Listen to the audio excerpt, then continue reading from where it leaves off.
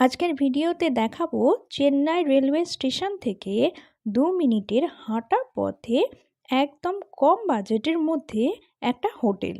এই যে imperial palace, এই হোটেলে আমরা ছিলাম কয়েক ঘন্টার জন্য।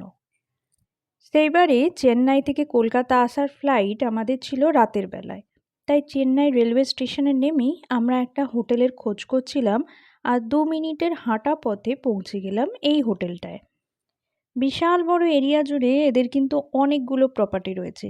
একদম গেট দিয়ে ঢুকতেই আমরা যেটাই ছিলাম সেটা দেখিয়েছে, আর এই দিকেও কতগুলো বিল্ডিং আছে।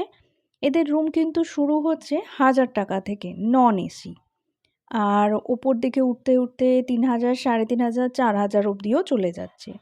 পার্কিং করার বিশাল বড় জায়গা রয়েছে, গাড়ি নিয়ে এলে রাখার কোনো সমস্যা নেই।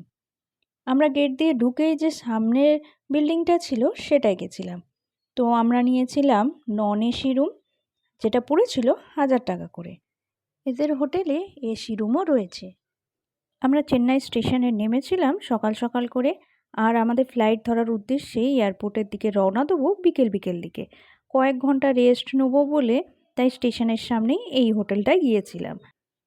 রুম ভাড়া 1000 টাকা করে নিলেও রুমগুলো কিন্তু বিশাল বড় বড় ছিল।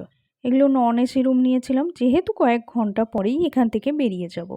বাথরুমটাও বেশ বড় সাইজের ছিল, মোটামুটি পরিষ্কার পরিচ্ছন্ন ছিল, আর ছিল একটা করে ব্যালকনি। এখানে বলে রাখি, চেন্নাই রেলওয়ে স্টেশনে নামার সাথে সাথে প্রচুর দালাল আসবে হোটেলের খোঁজ দেওয়ার জন্য। কোনো দালালের ফাঁদে পা না দিয়ে স্টেশন থেকে বেরিয়ে রাস্তার ওপারে গেলেই অনেক হোটেল আছে, নিজেরাই হোটেল বুক করে নেওয়া যাবে।